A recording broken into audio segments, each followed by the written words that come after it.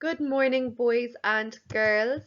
Today is Monday, the 25th of January, 2021. Today we are going to be starting off with our phonics. Senior infants, I'd like you to open up your Just Phonics on page 68. Today we are doing the U sound as in clue. Click this link to watch the YouTube video of all U words that are spelt with our special friend UE. Remember to use your fingers when you are sounding out these new words. When you finish watching the link, I want you to write today's date up on top of your page, 25.1. First, you trace your special friend U and E that come together to make the U sound. Then, you move to activity B and you colour in all of the U special friends. Once you have all of your U sounds coloured in, you have to look at the pictures in activity C and colour the pictures that have a U sound and cross out the ones that do not have the U sound.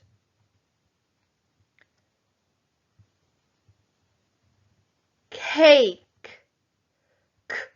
cake. Does that have the U sound? No, so I will cross it out. This was one of our words from our story, Estate Agent to the Rescue. Q, U, Q.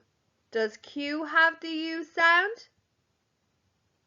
Yes, it does, so I'll colour in this picture.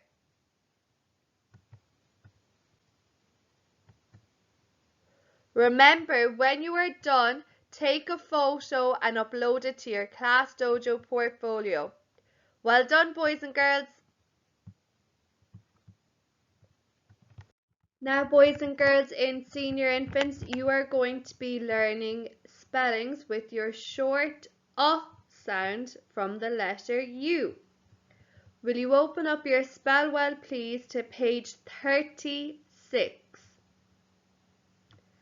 Let's sound out our first word together. H-U-G. H-U-G. Hug.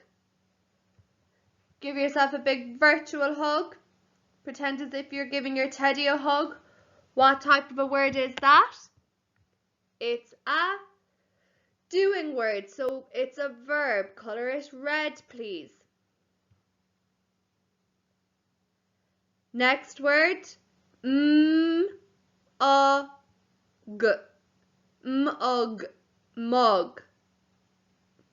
A mug is a big cup, so it's a thing, which means it's a noun. Colour it yellow, please. Last spelling for tonight. R-U-G. Rug.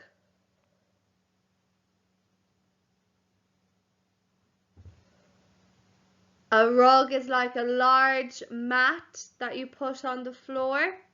It's a thing, which means it's a noun. Colour it yellow, please. Then I want you to do activity B. You have to unjumble these words and spell them correctly. Remember, you'll find them in your list words. The first one, we'll do it together. We know our should be in the middle, and that leaves us with fun. Remember to send a photo when you're done, boys and girls. This week, boys and girls, we are going to be learning our poem, Build a Little House. Today we are going to learn line 1 and 2. We are going to learn it just like we do in class by doing actions with our lines. So repeat after me. I will build a little house with a chimney tall, a funny sloping roof, and a garden wall. One more time. I will build a little house with a chimney tall, a funny sloping roof, and a garden wall. One last time together. I will build a little house with a chimney tall, a funny sloping roof, and a garden wall. Try it on your own now, boys and girls. This week, boys and girls, in Irish, we are going to be learning how to say the type of house we live in. The question you will be asked is, Cá bhfuil tú is a chónaí? Cá bhfuil tú is a chónaí? Is a chónaí means where are you living? Remember, cá bhfuil means where. We had that for the last 2 weeks when we were asking cá bhfuil níamh. This week we're focusing on cá bhfuil tú is a chónaí. You might live in a bungalow. If you do, repeat after me. Tám I mo chónaí I bungalow. Tám I mo chónaí I bungalow. If you do not live in a bungalow, you can repeat this after me. Níl mé I mo chónaí I bungalow. Níl mé I mo chónaí I bungalow. If you live in a caravan, repeat after me.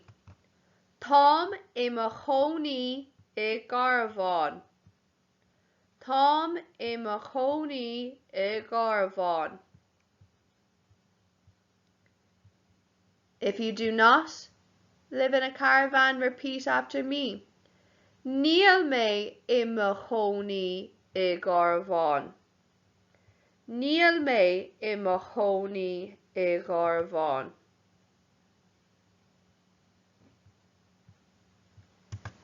If you're in a fairy tale, you might live in this place, a castlán.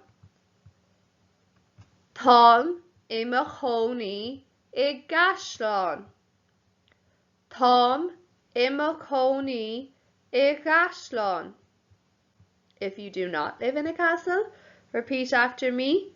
Níl mé I mo chónaí I gashlán. Níl mé I mo chónaí I gashlán.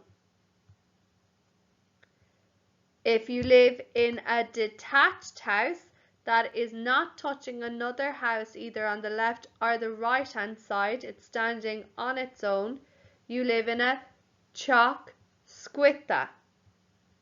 Repeat after me. Tám I mo chónaí I teach scuite. Arís. Tám I mo chónaí I teach scuite. Arís. Tám I mo chónaí I teach scuite. If you do not live in a detached house, say, Níl mé I mo chónaí I teach scuite. Níl mé I mo chónaí I teach scuite.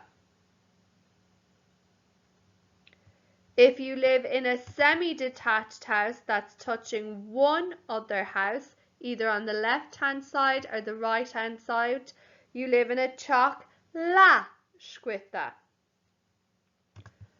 Repeat after me. Tám I mo chónaí I teach la scuite. Tám I mahoney I jock lashquita. Arís Tom I mahoney I jock lashquita. And if you are not, Níl mé I mahoney I jock lashquita. Níl mé I mahoney I jock lashquita. If you are living in a terraced house that is touching another house on the left-hand side and on the right-hand side, you're living in a chalk sraha. Chalk sraha. Repeat after me. Táim I mahoney I jock sraha. Táim I mahoney I jock sraha. Arís Táim I mahoney I jock sraha. And if you are not, Níl mé I mahoney I jock sraha. Níl mé I mahoney I jock sraha. And finally, if you're living in an apartment, you're living in an árasán. Repeat after me. Táim I mahoney in árasán. Táim I mahoney in árasán. Arís Táim I mahoney in árasán.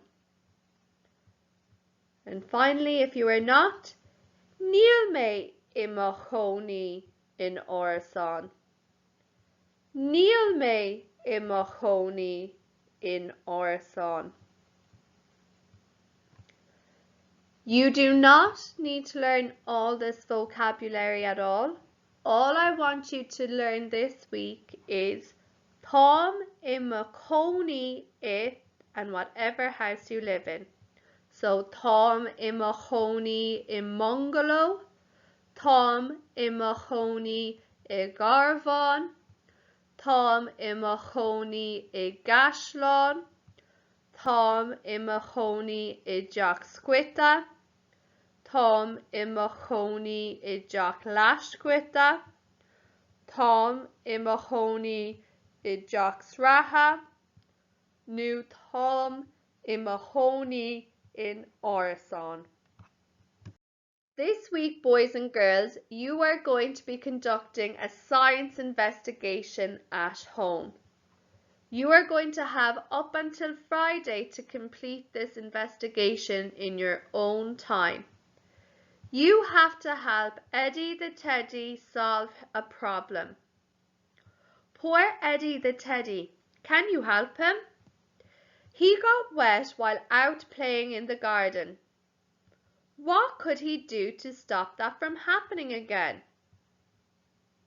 Use the clue to help you. Well, he could have an umbrella with him. This week we are going to make Eddie the Teddy an umbrella. But first, we need to test different materials to figure out which one would be best to make Teddy's umbrella. So, how could we test the materials?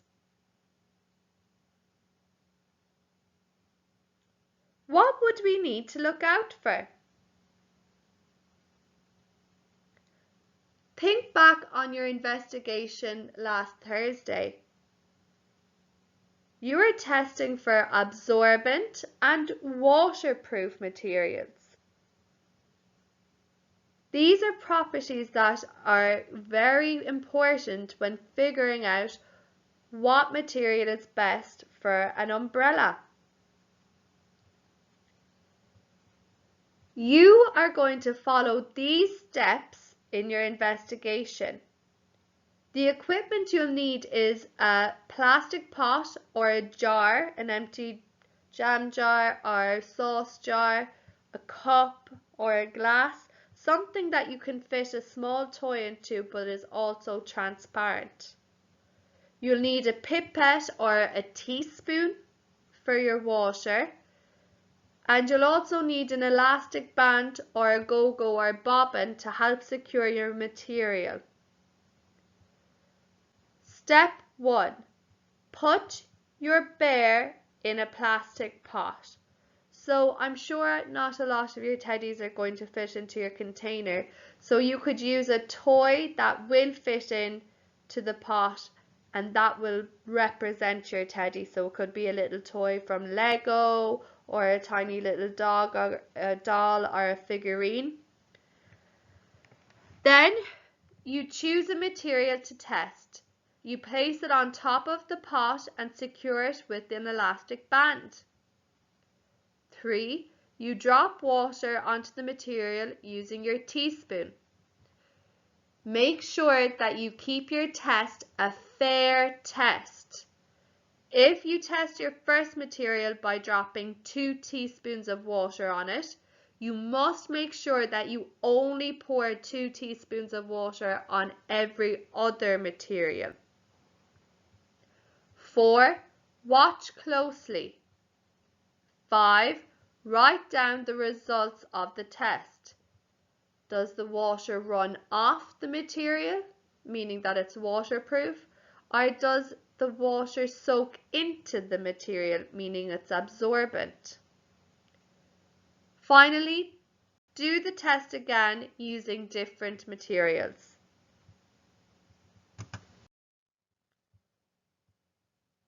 You can use this worksheet to write out your investigation. First, you're going to write your question, and our question is, what material is best to make Teddy's umbrella? Next, you write in your prediction. I think material will be best. You write down what material you will think will be best suited for the umbrella. Here, you write a list of your different materials and you write down what happened when you poured the water on it. So did the water run off or did it soak in? Then you write yes or no, can this material be used for Ted's umbrella? Here, make sure that you write how many teaspoons or drops of water you are pouring on the material each time.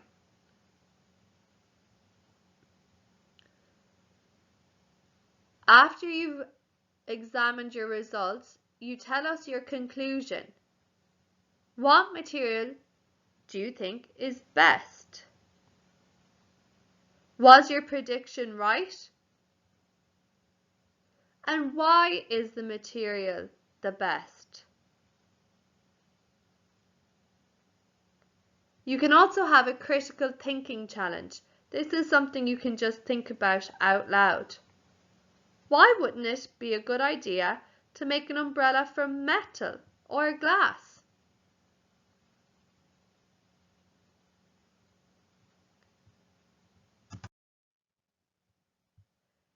If you cannot download or print off the investigation worksheet, you can write up your experiment just like we do in class. Remember, you can write your question, what material will be best to make Teddy's umbrella, your equipment, and you list these materials using bullet points down in a line. You write your prediction. You could include your safety tip, then your method, and you list your numbered steps in order, your results, and your conclusion. Remember, first class, you have all week to do this. Senior infants, I just want you to send in a video of you explaining your investigation using these subheadings: question, equipment, prediction, safety tip, method, results, conclusion. You can draw a picture showing me your results and labeling your materials. Best of luck, boys and girls. Hope you have fun. This week in Maths, boys and girls, we are going to be exploring halves of shapes. I have uploaded our worksheets that you can print off or download for the week. But if you cannot print them off or download them, you can just, for today, draw 4 rectangles on a page. You can trace around a rectangle that you have at home, just like the bottom of a box. Here we have 1, 2, 3, 4 rectangles. 3 of them are lying horizontally across and 1 is standing vertically tall. Senior infants and first class, using a ruler, I want you to split the shape in half by drawing a line from top left corner to the bottom right corner. So I'm going to show you how to do that here. Here I've got 1, 2, 3, 4 corners. My instruction is first from the top left corner, so that's here. We draw a line from the top left corner to the bottom right corner. Now make sure you have a ruler for this activity, and you should draw your line straight across here. Now mine is not straight because I don't have a ruler, but please make sure yours is straight. This is one way that we can split a rectangle in half. Next, split your rectangle in half from the top right-hand corner to the bottom left-hand corner. So from the top right to the bottom left. That is a second way we can split our rectangle in half. Third, split your rectangle vertically down the middle.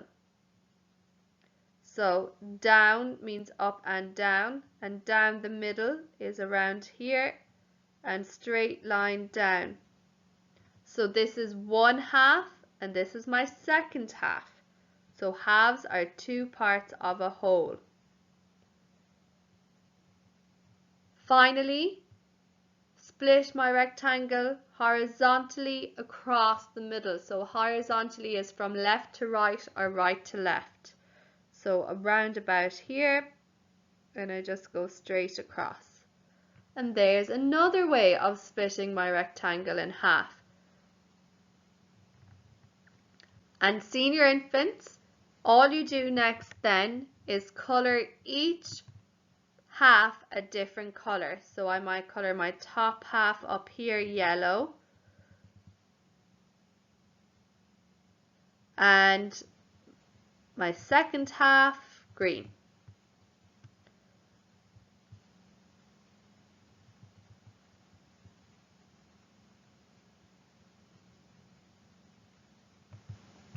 First class, you're going to go one step further.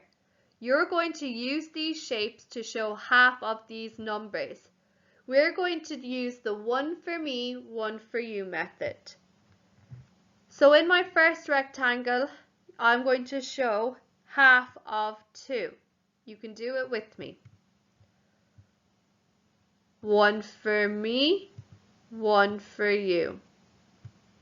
1, 2. What is half of 2? Well, check how much is in 1/2. Half of 2 is 1. Next one. I'm splitting 4 in half, so I'll use this in my second rectangle. 1 for me, 1 for you. 1 for me, 1 for you. 1, 2, 3, 4. I split 4 in half. How much is in 1/2? 2. So half of 4 is 2. Next number we're going to do together is 6. 1 for me, 1 for you. 1 for me, 1 for you. 1 for me, 1 for you. 1, 2, 3, 4, 5, 6. What is half of 6? Well, check out 1/2. How many is in it? 3. Half of 6 is 3. Let's see now, can you do the last one on your own? Remember to send me a photo once you're done, boys and girls. This week, boys and girls, we are going to be exploring electricity in our homes. Electricity can make our lives so much easier, but it can also be very dangerous.